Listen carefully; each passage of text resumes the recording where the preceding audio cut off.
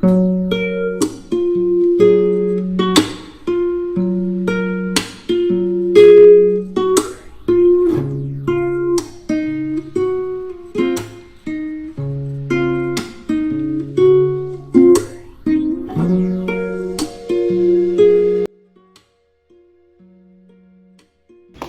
ಈಗೆಲ್ಲ ನಮ್ಮ ತುಮಕೂರು ನಗರ ಪಾಲಿಕೆಯಿಂದ ಕಸದ ವಾಹನಗಳು ನಿಮ್ಮ ಮನೆ ಬಾಗಿಲಿಗೆ ಬರ್ತಿದೆಯಾ?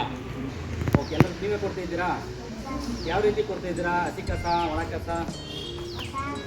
ಹಸಿ ಕಸ. Very good. ಇನ್ನೇನು ಹಾಕ್ತೀರಾ? ಇನ್ನೇನು ಬರುತ್ತೆ ಹಸಿ ಕಸದಲ್ಲಿ? ಒಣ ಕಸದಲ್ಲಿ ಬರುತ್ತೆ. ಓಕೆ, ಒಣ ಕಸದಲ್ಲಿ ಇನ್ನೇನು ಬರುತ್ತೆ? ಏನೇನು ಹಾಕ್ತೀರಾ? ಡಿವೈಡ್ ಮಾಡ್ಕೊಡ್ತೀರಾ? ಹೌದು, ಪೇಪರು, ಪ್ಲಾಸ್ಟಿಕ್ಕು ಇವುಗಳನ್ನ ಮಾಡ್ತೀರಾ. ಶಾಂಪು ಕವರು, ಟೂತ್ಪೇಸ್ಟ್ ರ್ಯಾಪರು ಅವೆಲ್ಲ ಮಾಡ್ತೀರಾ. ಏನು ಮಾಡ್ತೀರಾ? ಉದ್ದೇಶವೇನು? ಈ ಥರ ಸೆಗ್ರಿಗೇಷನ್ ಹಿಂಗೇ ಮಾಡ್ಕೊ 2 ಥರ ಸಪ್ರೇಟ್ ಮಾಡ್ಕೊಡ್ತೀರಲ್ವಾ? ಏನು ಉದ್ದೇಶ? ಏನೋ ಒಂದು ಉದ್ದೇಶ ಇರ್ಬೇಕು ತಾನೆ. ಇದೇ ತಾನೆ. ಏನಿರ್ಬೋದು ನೋಡೋಣ, ಯೋಚನೆ ಮಾಡಿ ಹೇಳ್ತೀರಾ? ಹಾಂ, ಅದೇ. Very good. ಅದಕ್ಕೋಸ್ಕರ ಇದು ಮಾಡ್ತೀವಿ. ಸುಮಾರು ವರ್ಷ ಆದರೂ ಕೊನೆಯೋದಿಲ್ಲ. ಸೊ ಆದ್ದರಿಂದ ಏನು ಮಾಡ್ತೀವಪ್ಪ ಅಂದ್ರೆ ಅದನ್ನು ರೀಸೈಕ್ಲಿಂಗ್ ಮಾಡೋ ಉದ್ದೇಶದಿಂದ, ಮರು ಬಳಕೆ ಮಾಡೋ ಉದ್ದೇಶದಿಂದ ಅದು ಸಪ್ರೇಟ್ ಮಾಡಿಕೊಡ್ತಾರೆ. ಈ ಕಾನ್ಸೆಪ್ಟ್ ಅರ್ಥ ಆಯ್ತಾ? ಯಾಕೆ ಸಪ್ರೇಟ್ ಮಾಡಿಕೊಡ್ಬೇಕಂತೇಳಿ? ಓಕೆ, ಏಪ್ರಿಲ್ 1, 2026ರಿಂದ ನಾವು 4 ರೀತಿ ಕೊಡಬೇಕು. ಒಂದು ಹಸಿ ಕಸ ಕೊಡಬೇಕು, ಒಣ ಕಸ ಕೊಡಬೇಕು, ಸ್ಯಾನಿಟರಿ ತ್ಯಾಜ್ಯ ಅಂತ ಕೊಡಬೇಕು, ಇನ್ನೊಂದು ವಿಶೇಷ ತ್ಯಾಜ್ಯ ಅಂತೇಳಿ ನಾವು ಕೊಡಬೇಕು.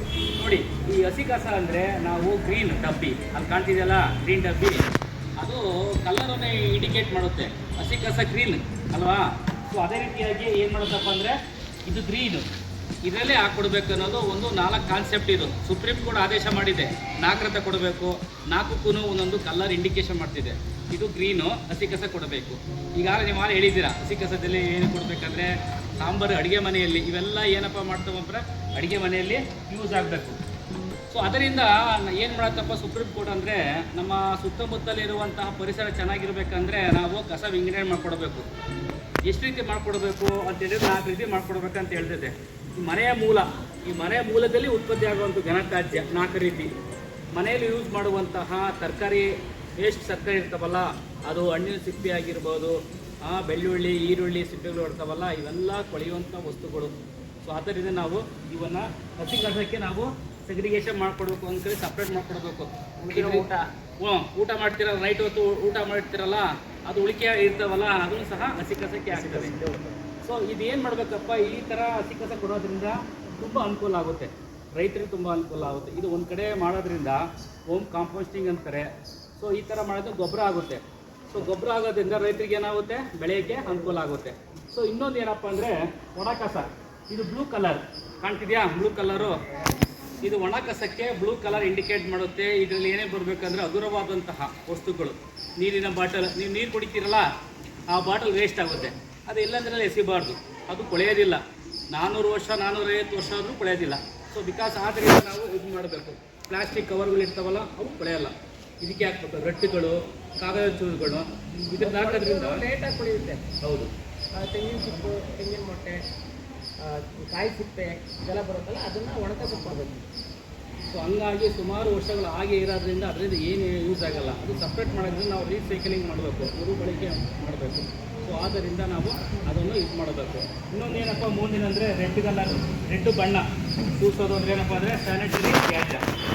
ಈ ಸ್ಯಾನಿಟರಿ ತ್ಯಾಜ್ಯ ಅಂದರೆ ಪ್ಯಾಡ್ಗಳು ಮತ್ತು ಡೈಪರ್ಗಳು ಮಕ್ಳು ಹಾಕಂತಾರಲ್ಲ, ಅಂಥವು ಯೂಸ್ ಮಾಡ್ತಾರೆ. ಇಲ್ಲಾಂದರೆ ಎಸಿಬಾರ್ದು. ಹೆಸರು ಏನಾಗುತ್ತಪ್ಪ ಅಂದರೆ ರೋಡಲ್ಲಿ ಹೆಸರೇ ನಾಯಿ ಕಸ್ಕೊಂಡು ಹೋಗ್ಬಿಡುತ್ತೆ, ಅದು ಸ್ಮೆಲ್ ಬರುತ್ತೆ.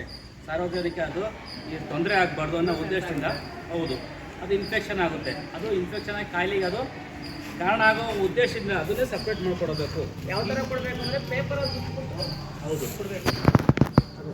ಸೊ ಇನ್ನೊಂದೇನಪ್ಪ ಅಂದರೆ ಈಗ ಹೊಸದಾಗಿ ಬಳಕೆಗೆ ತಂದಿದ್ದಾರೆ ಸುಪ್ರೀಂ ಕೋರ್ಟು ಏಪ್ರಿಲ್ 1ರಿಂದ. ಏನಪ್ಪ ಅಂದರೆ ವಿಶೇಷ ತ್ಯಾಜ್ಯ ಅಂದರೆ ಏನು ಇರ್ಬೋದು? ಇವು ಮನೆಯಲ್ಲೇ ಇರ್ತವೆ. ಇವುಗಳನ್ನ ಇನ್ನೊಂದು ಹೆಸರಿಂದ ಕರೀತಾರೆ ಅಪಾಯಕಾರಿ ವಸ್ತುಗಳು. ಈ ಮನೆಯಲ್ಲಿ ನಿಮ್ಮೆಲ್ಲ ನೋಡಿರ್ತೀರ, ಅಪಾಯಕಾರಿ ವಸ್ತುಗಳು ಯಾವು ಇರ್ಬೋದು? Very good. ಗಾಜು, ಬ್ಲೇಡು, ಕತ್ರಿ, ಬ್ಲೇಡು, ಚಾಕು, ಬಳೆ ಚೂರುಗಳು, ಎಲೆಕ್ಟ್ರಾನಿಕ್ ಐಟಮ್ಸ್ಗಳು, ಚಾರ್ಜರ್ ಇರ್ತವೆ, ಕೆಲವೊಂದು ಇರ್ತವಲ್ಲ ವೈರ್ಗಳು, ಆಮೇಲೆ ಶೆಲ್ಲುಗಳು, ಆಮೇಲೆ ಸಿರಂಜ್ಗಳು, ಅದರಲ್ಲಿ ಕೆಲವರು ಇಂಜೆಕ್ಷನ್ ತೊಗೊಳ್ತಾರೆ. ಹೌದು ಸಿರಂಜ್ಗಳು, ಪೇಷಂಟ್ಗಳು ಸಿರಿಂಜ್ಗಳು, ಸೂಜಿಗಳು, ಅದೆಲ್ಲ ಟ್ಯಾಬ್ಲೆಟ್ಸ್ಗಳು. ಈಗ ಅದು ಇದಕ್ಕೆ ಅದಕ್ಕೆ ಎಕ್ಸ್ಪೈರಿ ಆಗಿರೋ ಟ್ಯಾಬ್ಲೆಟ್ಸ್ಗಳು ಇರ್ತವೆ, ರ್ಯಾಪರ್ ಇರ್ತವೆ, ಇಲ್ಲಂದರೆ ಎಸೆಯಂಗಿಲ್ಲ. ಈಗ ಎಲ್ಲರೂ ವಯಸ್ಸಾದವ್ರ ಮನೆಯಲ್ಲಿ ಎಲ್ಲರಿಗೂ ಏನಪ್ಪ ಅಂದರೆ ಬಿ ಪಿ ಶುಗರ್ ಕಾಮನ್ ಆಗಿ ಇದ್ದೇ ಇರುತ್ತೆ. ಅವರು ಇಂಜೆಕ್ಷನ್ ಮಾಡ್ತಾರಲ್ಲ, ಅವರೇ ಇಂಜೆಕ್ಟ್ ಮಾಡ್ತಾರಲ್ಲ, ಇನ್ಸುಲಿನ್ ತೊಗೊತಾರಲ್ಲ, ಅದು ಇರ್ತಲ್ಲ, ಅದನ್ನು ಸೂಚಿಗಡೆ ಎಲ್ಲರೂ ಎಸಿಬಾರ್ದು, ಅದು ಅಪಾಯಕಾರಿ. ಸೊ ಈ ರೀತಿಯಾಗಿ ನಾವು ಏನು ಮಾಡಬೇಕಂದ್ರೆ ಅದಕ್ಕೆ ಹಾಕಬೇಕು, ಬ್ಲ್ಯಾಕ್ ಕಲರ್ಗೆ ಸಂಬಂಧಪಟ್ಟದ್ದು ಹಾಕ್ಕೊಡ್ಬೇಕು. ಸೊ ಈ ರೀತಿಯಾಗಿ ಮಾಡ್ಕೊಡೋದ್ರಿಂದ ಏನಾದರೂ ಮಾಡ್ಬೋದು. ಎಲ್ಲರೂ ಸಹಕರಿಸಿದ್ರೆ ಮಾಡಬೇಕಾದ ಉದ್ದೇಶದಿಂದ ಈ ಕಾರ್ಯಕ್ರಮವನ್ನು ಆಯೋಜಿಸಲಿಕ್ಕೆ ನಾವು ತುಮಕೂರು ನಗರ ಪಾಲಿಕೆಯಿಂದ ಬಂದಿದ್ದೀವಿ. ಒಂದು ವೇಳೆ ಈ ಥರ 4 ಸೆಗ್ರಿಗೇಷನ್ ಮಾಡಿಕೊಡ್ಲಿಲ್ಲ ಅಂದರೆ ಏನಾಗ್ಬೋದು? ನಮ್ಮ ಸುತ್ತಮುತ್ತಲ ಪರಿಸರ ಏನಾಗುತ್ತೆ? ಹಾಳಾಗುತ್ತೆ. ಯಾವ ರೀತಿ ಹಾಳಾಗುತ್ತೆ ಅಂತ ಗೊತ್ತಾ? ಅದನ್ನು ಈಗ ನಾವು ಒಂದು ವಿಡಿಯೋ ಮುಖಾಂತರ ನಿಮಗೆ ತೋರಿಸೋಣ, ಓಕೆನಾ? ನೋಡಿಬಿಟ್ಟು ಅದಕ್ಕೆ ಹೇಳಬೇಕು, ನೀವೆಲ್ಲ ಕೈ ಜೋಡಿಸ್ಬೇಕು. ಇಲ್ಲಿಂದಲೇ ಸ್ಕೂಲ್ ಮಟ್ಟದಲ್ಲಿ ನಾವು ಯಾಕೆ ಬಂದಿದ್ದೀವಿ ಅಂದರೆ ಇವೆಲ್ಲ ಚಿಕ್ಕವರು ಎಲ್ಲ ಹೇಳ್ತಾರೆ, ಎಲ್ಲ ವಿದ್ಯಾವಂತರು ತಿಳ್ಕೊಂಡಿರೋರು ಮನೆಗೆ ಹೋಗಿ ಅಪ್ಪ ಅಮ್ಮ ಏನು ಕೊಡ್ತೀರ, ಈಗೆಲ್ಲ ಆಗುತ್ತೆ, ಎಜುಕೇಷನ್ ಮಾಡ್ಕೊಡೋಣ, ನಾವು ಮೂಲದಲ್ಲೇ ನಾವು ಸಹಕರಿಸೋಣ ಅನ್ನೋದು ನಿಮ್ಮ ಮೈಂಡಲ್ಲಿ ಇರೋದ್ರಿಂದ ಎಲ್ಲ ಸಹಕರಿಸಿದ್ರೆ ಅದು ನಾವು ತುಮಕೂರು ಒಂದು ಏನು ಮಾಡಬೇಕು, ತ್ಯಾಜ್ಯ ಮುಕ್ತ ನಗರವನ್ನಾಗಿ ಮಾಡ್ಬೋದು. ನಮ್ಮ ಸುತ್ತಮುತ್ತ ಪರಿಸರವನ್ನು ನಾವು ಶುಚಿಯಾಗಿ ಇಟ್ಕೊಳ್ಬೋದು, ಹೌದಾ? ಅದೇ ರೀತಿಯಾಗಿ ಇನ್ನೊಂದು ಕ್ಯಾಂಪೇನ್ ಇದೆ, ಏನಪ್ಪ ಅಂದರೆ ಕೈಗಳನ್ನು ತೊಳೆಯುವುದು, ಸ್ವಚ್ಛಗೊಳಿಸುವುದು ಕೈಗಳನ್ನು, ಹ್ಯಾಂಡ್ ವಾಶ್ ಕ್ಯಾಂಪೇನ್ ಅಂತ ಹೇಳ್ಬಿಟ್ಟು. ಪರ್ಸನಲ್ ಲೈಫ್ ಏನಂದರೆ ಸ್ವಲ್ಪ ನಾವು ಹೆಂಗೆ ಶುಚಿಯಾಗಿರಬೇಕು ಅಂತ. ದಿನ ಬೆಳಗ್ಗೆ ಎದ್ದು ಸ್ನಾನ ಮಾಡ್ತಿರೋಲ್ಲ ಎಲ್ಲರೂ, ಮತ್ತು ಊಟ ತಿಂಡಿ ತಿನ್ನೋದಕ್ಕೆ ಮುಂಚೆ ಕೈ ತೊಳಿಬೇಕು. ಡೈರೆಕ್ಟ್ ಹೋಗಿ ಬಂದರೆ ಕೈ ತೊಳಿಬೇಕು. ಕೈ ತೊಳೆಯೋದು ಹೆಂಗೆ ಅಂದರೆ ಅದು ಮೆಥಡ್ ಇದೆ. ಹೌದು, 5 ಸ್ಟೆಪ್ ಇದೆ ಕೈ ತೊಳೆಯೋದಕ್ಕೆ. ಯಾರಿಗಾದ್ರೂ ಗೊತ್ತಾ? ಗೊತ್ತಿದೆ, ಹೇಳ್ರಮ್ಮ. ಇದು ನಿಮ್ಮ ಸೈನ್ಸ್ ಕ್ಲಾಸಲ್ಲೆಲ್ಲ ಇರುತ್ತೆ, ಯಾರಾದರೂ ತೋರಿಸ್ಕೊಡ್ರಿ. ಗೊತ್ತಿರೋರು ಬಂದು ಅಂತ ಹೇಳ್ತಾರಲ್ಲ, ಯಾರು ತೊಳಿಬೇಕು, ಯಾರಾದ್ರೂ ಬರಪ್ಪ. ಹ್ಯಾಂಡ್ ವಾಶ್ ಹಾಕಿ ಯಾವ ರೀತಿ ಹಲವಾರು ರಾಷ್ಟ್ರಗಳು ಕೇಳಿಸ್ಕೊತಿದ್ದೀರಾ? ಈಗ ಕೇಳಿಸ್ಕೋಬೇಕು, ಹಲೋ ಕೇಳಿಸ್ಕೋಬೇಕು. ನಮ್ಮ ಜಗತ್ತಿನಲ್ಲಿ ಹಲವಾರು ರಾಷ್ಟ್ರಗಳು 2008ರಿಂದ ಆಚರಣೆ ಮಾಡ್ತಾರೆ. ಯಾಕಪ್ಪ ಇಷ್ಟೊಂದು ಫೇಮಸ್ ಆಯಿತು ಅಂದರೆ ನಮ್ಗೆ ಯಾರೂ ಗೊತ್ತಿಲ್ಲ. ನಮಗೆ ಸ್ವಚ್ಛತೆ ಇಲ್ಲ ಅಂದರೆ ಹಲವಾರು ರೋಗಗಳಿಗೆ ನಾವು ಆಸ್ಪದ ಅವಕಾಶ ಮಾಡ್ಕೊಡ್ಬೇಕಾಗುತ್ತೆ. ನಾವು ದಿನಾಲು ರೋಗಗಳು ಹೆಂಗೆ ಬರ್ತವಂದರೆ ಕರಡಿ ಇರ್ತದಲ್ಲ, ಕರಡು ಸಮಸ್ಯೆಯಿಂದ ಸೋಂಕಿನಿಂದ ಬರುತ್ತದೆ. ಕರಡು ಸೋಂಕು ಹೆಂಗಾಗುತ್ತಂದರೆ ನಮ್ಮ ಕೈಗಳಿಂದ ಬ್ಯಾಕ್ಟೀರಿಯಾಗಳು ನಮ್ಮ ದೇಹದ ಚರ್ಮದ ಮೇಲೆ ಇರುವಂತಹ 1 ಚದರ ಸೆಂಟಿಮೀಟರ್ ಅಂದರೆ ಅದು 1 ಅಡಿಗಿಂತ ಕಡಿಮೆ ಇರುತ್ತೆ. ಅಷ್ಟರಲ್ಲಿ 15,000 ಬ್ಯಾಕ್ಟೀರಿಯಾಗಳು ಜೀವಿಸ್ತಾ ಇರ್ತಾವಂತೆ.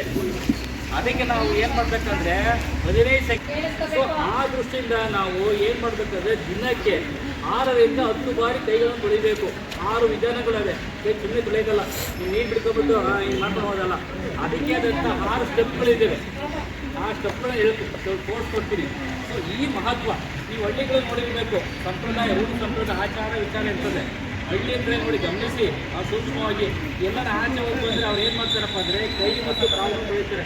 Right sir, ಬೆಳೀತಿರ್ತಾನೆ. ಸೊ ಏನಪ್ಪ ಅದಂದರೆ ನಾವೇನು ಅನ್ಕೊಳ್ತೀವಿ, ಹಳ್ಳಿಗಳು ಆಚಾರ ಸಂಪ್ರದಾಯ. ಸೊ ಅಲ್ಲಿಂದಲೇ ಹಿಂದಿನ ಕಾಲಿನ ಪೀಳಿಗೆ ನಮ್ಮ ಆದಿ ಮಾನವ ಕಾಲದಿಂದಲೂ ಅದೇನಪ್ಪ ಅಂತಂದರೆ ಕೈ ಕಾಲುಗಳನ್ನ ಶುಚಿಯಾಗಿಟ್ಕೊಳ್ಬೇಕು. ಕೈ ಕಾಲು ಶುಚಿಯಾಗಿರೋದ್ರಿಂದ ಹಲವಾರು ಬ್ಯಾಕ್ಟೀರಿಯಾಗಳು ನಮ್ಮ ಗಾಳಿ ಮುಖಾಂತರ ಆಗಿರ್ಬೇಕು, ಮಣ್ಣಿನ ಮುಖಾಂತರ ಆಗಿರ್ಬೋದು, ನಮ್ಮ ಕೈ ಮುಖಾಂತರ ಆಗಿರ್ಬೋದು, ಅದನ್ನು ನಮಗೆ ನಮ್ಮ ಪಂಚಾಯತ್ಗಳು ನಮ್ಮ ಪಂಚಾಯತ್ಗಳು ಯಾವ್ಯಾವು ನೋಡೋಣ ಹೇಳಿ. ಹಾಂ, ಕಣ್ಣು, ವೆರಿ ಗುಡ್. ಹಾಂ ನೋಡಿ, ಈ ಪಂಚಾಯತ್ಗಳು ನಾವು ಅವಾಗವಾಗ ಅದ್ರಲ್ಲಿ ಎಷ್ಟು ಸೂಕ್ಷ್ಮಜೀವಿಗಳು ಒಳಗೆ ಫಿಂಗರ್ ಪ್ರಿಂಟರ್ ಹೋಗಿರ್ತ ಗೊತ್ತಾ? ಅದನ್ನೇ ಏನೋ ಮೂಗು ಕಡಿತಾ ಅಂತ ಬಾಯಿ ಇಲ್ಲಿ ಇಟ್ಕೊಳ್ಳೋದು. ಸೊ ಇದರಿಂದಾನೇ ನಮಗೆ ಆರೋಗ್ಯ ನಮ್ಗೆ ಗೊತ್ತಿಲ್ಲ, ಇವೆಲ್ಲ ಕಾನ್ಸೆಪ್ಟ್ ಗೊತ್ತಿಲ್ಲ. ನಿಮಗೂ ಸಹ ಬ್ಯಾಕ್ಟೀರಿಯಾಗಳು ನಮ್ಮ ದೇಹ ಸೇರಿಕೊಳ್ಳುತ್ತೆ ಅಂತ ಗೊತ್ತಿಲ್ಲ. ಇದರಿಂದ ಏನಾಗುತ್ತಪ್ಪ ಅಂದರೆ ಕಾಯಿಗಳಿಗೆ ನಾವು ಆಸ್ಪದ ಮಾಡ್ಕೊಳ್ತೀವಿ. ಈಗ ನಾವು ನೋಡೋಣ ಯಾವ ರೀತಿ ಕೈ ತೊಳಿಬೇಕು. 6 ಸ್ಟೆಪ್ ಕೈ ತೊಳಿಬೇಕು. ಅದರಲ್ಲ ಇದೆ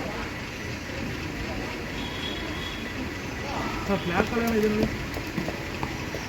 ಬ್ಲ್ಯಾಕ್ 6 ವಿಧಾನ ತೋರಿಸ್ಬಿಟ್ಟು ನೆಕ್ಸ್ಟ್ ಪ್ರಾಕ್ಟಿಕಲ್. ಈ ಥರ ಹ್ಯಾಂಡ್ ವಾಶ್ ಹಾಕೋಬೇಕು. ಫಸ್ಟ್ ವಿಧಾನ, ಈ ಅಂಗೈ ಮುಚ್ಚಬೇಕು, ಹಿಂಗೆ ಈ ಥರ ಮಾಡಬೇಕು. ಹಿಂಗೆ ಫಸ್ಟು ತೊಳೆಯೋದು, ಅಂಗೈನಲ್ಲಿ ಇರ್ತವೆ, ಈ ಥರ ಇರುತ್ತೆ ಅಂಗೈಯಲ್ಲಿ. ಫಸ್ಟ್ ಇದು ಮೊದಲನೇ ಹಂತ. ಇದು ಈ ಥರ ಉಜ್ಜಬೇಕು, ರಬ್ ಮಾಡಬೇಕು. ಮೇಗಡೆ ರಬ್ ಮಾಡೋದಾಗುತ್ತಾ? ನೆಕ್ಸ್ಟ್ ಇಲ್ಲಿ ಸಂಧಿಗಳು ಇಡ್ತವೆ, ಸಂಧಿಗಳಲ್ಲಿ ಈ ಥರ ಮಾಡಬೇಕು, ಎರಡನೇ ವಿಧಾನ. ನೆಕ್ಸ್ಟ್ ಈ ಥರ ಆದಮೇಲೆ ಈ ಥರ ಮಾಡಬೇಕು, ಕೈ ತೊಳೆಯೋ ವಿಧಾನ. ಇದಾಯ್ತಾ ನೆಕ್ಸ್ಟು ಇಲ್ಲಿ ಹೋಗ್ಬೇಕು, ಬರೀ ನಾವು ಮೇಲೆ ತೊಳೆದ್ರಾಗಲ್ಲ, ಇದು ಒಂದು ವಿಧಾನ. ಈ ರೀತಿ ಇದು ಒಂದು ವಿಧಾನ, ಓಕೆನಾ? ನೆಕ್ಸ್ಟು ಬರೀ ಇಲ್ಲೇ ತೊಳೆದ್ರಾಗಲ್ಲ, ಇಲ್ಲಿ ಹಿಂಗೆ ಮಾಡಬೇಕು, ಇದು ಒಂದು ವಿಧಾನ. 5ನೇ ವಿಧಾನ ಇದು, ಅಂತ 5ನೇ ಹಂತ. ಕೊನೆ ಅಂತ ಇಷ್ಟೆಲ್ಲ ಮಾಡಿಬಿಟ್ರೆ ಆಯಿತಾ? ಉಗುರುಗಳಿರ್ತವೆ, ಈ ಉಗುರು ಸಲ್ಲಿಗಳು ಸಹ ಬ್ಯಾಕ್ಟೀರಿಯಾಗಳು ತುಂಬ ಸೇರ್ಕೊಂಡಿರ್ತವೆ. ಅದಕ್ಕೋಸ್ಕರ ನಾವು ಏನು ಮಾಡಬೇಕು, ಊರು ಕಟ್ ಮಾಡಿರಬೇಕು ಒಂದು. ಈ ಥರ ಮಾಡಬೇಕು, ಈ ಥರ ನೋಡಿ, ಈ ಥರ ಮಾಡಬೇಕು. ಇದು 6ನೇ ವಿಧಾನ, 6ನೇ ಸ್ಟೆಪ್ಪು, ಓಕೆನಾ? ಈ ರೀತಿ ಮಾಡೋದ್ರಿಂದ 6 ಸ್ಟೆಪ್ಪುಗಳನ್ನು ನಾವು ಏಕಕಾಲದಲ್ಲೇ ಮಾಡೋದ್ರಿಂದ ನಮ್ಮ ಕೈಗಳು ಶುಚಿ ಆಗ್ತವೆ. 15 ಸೆಕೆಂಡ್ ಸತತವಾಗಿ ಈ ಥರ ಮಾಡಬೇಕು. ಈ ಥರ ಮಾಡ್ಬೋದು ಉಗುರುಗಳು. ಈ ರೀತಿ 15 ನಿಮಿಷ ಮಾಡೋದ್ರಿಂದ, ದಿನಕ್ಕೆ 6-10 ಬಾರಿ ಮಾಡೋದ್ರಿಂದ 90% ಬ್ಯಾಕ್ಟೀರಿಯಾಗಳನ್ನು ನಾವು ಹೌದ್ರಾ? ದಿನಕ್ಕೆ 6-10 ಬಾರಿ ನಾವು ಕೈಕಾಲನ್ನ ತೊಳ್ಕೊಬೇಕು, ಓಕೆನಾ? ಇದನ್ನು ಅಳವಡಿಸ್ಕೊಡ್ತೀರಾ? ಈ ರೀತಿ 6 ಸ್ಟೆಪ್ ಮಾಡ್ಕೋಬೇಕು, ಓಕೆನಾ? ಮಾಡ್ಬೋದು, ಎಲ್ಲರೂ ಸಹಕರಿಸಿದ್ರೆ ಮಾಡಬೇಕನ್ನೋ ಉದ್ದೇಶದಿಂದ ಈ ಕಾರ್ಯಕ್ರಮವನ್ನು ಆಯೋಜಿಸಲಿಕ್ಕೆ ನಾವು ತುಮಕೂರು ನಗರ ಪಾಲಿಕೆಯಿಂದ ಬಂದಿದ್ದೀವಿ. ಒಂದು ವೇಳೆ ಈ ಥರ 4ರಿಂದ ಸೆಗ್ರಿಗೇಷನ್ ಮಾಡಿಕೊಡ್ಲಿಲ್ಲ ಅಂದರೆ ಏನಾಗ್ಬೋದು? ನಮ್ಮ ಸುತ್ತಮುತ್ತಲ ಪರಿಸರ ಏನಾಗುತ್ತೆ? ಹಾಳಾಗುತ್ತೆ. ಯಾವ ರೀತಿ ಹಾಳಾಗುತ್ತೆ ಅಂತ ಗೊತ್ತಾ? ಅದನ್ನ ಈಗ ನಾವು ಒಂದು ವಿಡಿಯೋ ಮುಖಾಂತರ ನಿಮಗೆ ತೋರಿಸೋಣ. ಬಲ್ಬ್ಗಳಿದಾವಲ್ಲ, ಬಲ್ಬು ಮತ್ತೆ ಎಲೆಕ್ಟ್ರಿಕ್ ಐಟಮ್ಗಳು ಬರ್ತಾವಲ್ಲ, ಕಂಪ್ಯೂಟರ್ ಮುಖಾಂತರ ಆಮೇಲೆ ಈ ಬಾಟ್ಲುಗಳು ಮತ್ತೆ ವೇಸ್ಟು ಇದೆಲ್ಲ ಟಿವಿ ಡಬ್ಬಕ್ಕೆ ಹಾಕ್ಬೇಕಾಗುತ್ತೆ. ಮತ್ತೆ ಸ್ಯಾನಿಟರಿ ಮತ್ತೆ ಗ್ಲಾಸಸ್ಗಳೆಲ್ಲ ಕೆಂಪು ಡಬ್ಬಕ್ಕೆ ಹಾಕ್ಬೇಕಾಗುತ್ತೆ. ಸರಿ, ನಾವು ಅಧಿಕ ಟ್ರೈ ಮಾಡಿಕೊಡ್ತೀವಲ್ಲ,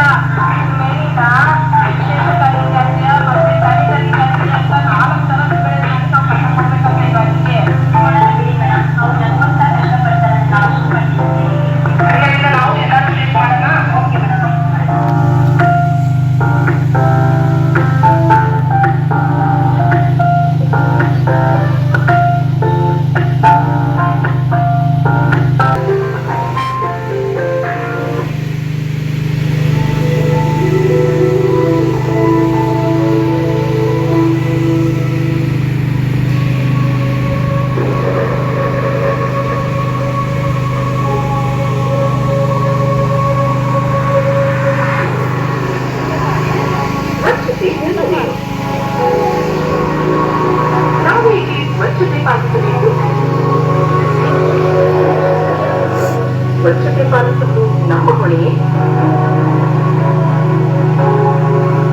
ಯಾವುದೇ ಬದಲಾವಣೆಯಾಗಲಿ ಅದು ಮೊದಲು ನಮ್ಮಿಂದಲೇ ಆರಂಭವಾಗಬೇಕು.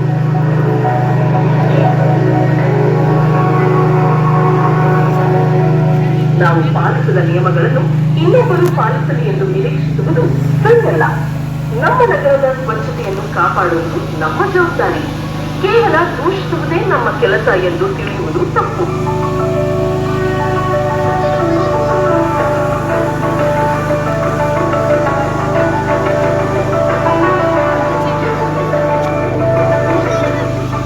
ಸ್ವಚ್ಛತೆ ಶುರುವಾಗುವುದು ನಮ್ಮಿಂದ, ನಮ್ಮ ಮನೆಗಳಿಂದ.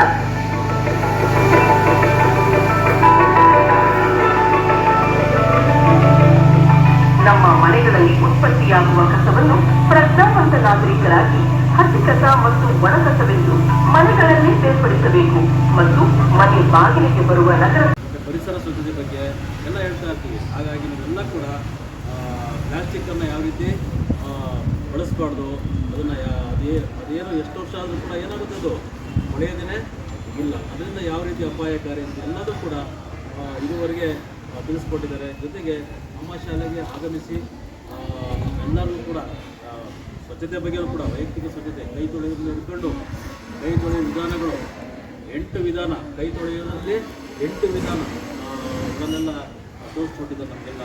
ಮತ್ತು ನಮ್ಮ ಮಕ್ಕಳಿಗೆಲ್ಲ ಇದರಿಂದ ಅನುಕೂಲ ಆಗಿದೆ, ಸಹಕಾರಿಯಾಗಿದೆ. ನಾವು ಕೂಡ ಇನ್ನು ಮುಂದೆ 4 ರೀತಿಯ ಕಸ ವಿಂಗಡಣೆ ಮಾಡಿಕೊಂಡು ನಮ್ಮ ಪರಿಸರವನ್ನು, ನಮ್ಮ ನಗರವನ್ನು, ನಮ್ಮ ಮನೆಯನ್ನು, ನಮ್ಮ ಶಾಲೆಯನ್ನು ಸ್ವಚ್ಛವಾಗಿ ಇಟ್ಕೊಂಡಿರ್ತೀವಿ. ನಾವು ಬೇರೆ ಕಡೆ ಎಲ್ಲ ಸ್ವಚ್ಛವಾಗಿ ಇಟ್ಕೊಂಡಿರ್ತೀವಿ ಅಂತ ಹೇಳ್ತಾ ನಮಗೆ ಇದುವರೆಗೆ ಮಾರ್ಗದರ್ಶನ ನೀಡಿದ ತಮ್ಮೆಲ್ಲರಿಗೂ ಹೋಲಿಸಿ ನಮ್ಮ ಶಾಲೆ ಪರವಾಗಿ, ನಮ್ಮ ಶಿಕ್ಷಕ ವೃಂದದ ಪರವಾಗಿ, ನಮ್ಮ ಶಾಲೆ ಎಲ್ಲ ಮಕ್ಕಳ ಪರವಾಗಿ, PMC ಪರವಾಗಿ ನಮಗೆ ಧನ್ಯವಾದಗಳನ್ನು ನಗರ ಪಾಲಿಕೆ ವತಿಯಿಂದ ನಮ್ಮ ಮಹಾನಗರ ಪಾಲಿಕೆ ಆರೋಗ್ಯ ನಿರೀಕ್ಷಕರು ಹಾಗೂ ಸೂಪರ್ವೈಸರ್ ಸ್ವಚ್ಛತೆ ಒಂದು ಸೂಪರ್ವೈಸರು ಅವರಾದಂಥ ಸುಗತಿ ಸರು, ಕಾರ್ತಿಕ್ ಸರ್, ಸಿಬ್ಬಂದಿ ವರ್ಗ ಎಲ್ಲರೂ ಕೂಡ ಆಗಮಿಸಿ ನಮ್ಮ ಶಾಲೆ ಎಲ್ಲ ಮಕ್ಕಳಿಗೆ ಮತ್ತು ನಮಗೆ ಕಸ ವಿಂಗಡಣೆಯ ಕಸ ವಿಲೇವಾರಿಯ ಒಂದು ಮಹತ್ವ ಏನು, ಅದನ್ನು ಯಾವ ರೀತಿ ವಿಂಗಡಣೆ ಮಾಡಬೇಕು, 4 ರೀತಿ ಕಸಗಳನ್ನು ಯಾವ ರೀತಿ ಬೇರೆ ಬೇರೆಯಾಗಿ ವಿಂಗಡಿಸಿ ನಾವು ಪ್ರತಿನಿತ್ಯ ಬರುವಂತಹ ಕಸದ ಗಾಡಿಗೆ ಕೊಡಬೇಕಾಗುತ್ತೆ. ಜೊತೆಗೆ ಅದರಿಂದ ಏನು ಪ್ರಯೋಜನ ಅನ್ನೋದನ್ನು ಎಲ್ಲರಿಗೂ ಕೂಡ ತಿಳಿಸ್ಕೊಟ್ಟಿದ್ದಾರೆ. ಯಾಕೆಂದರೆ ಈ ದಿನ ತುಮಕೂರು ಸ್ವಚ್ಛವಾದ ಗ್ರಾಮ ಆಗಿರಬೇಕು. ಯಾಕೆಂದರೆ ಈಗೆಲ್ಲ ಮನೆಯೆಲ್ಲ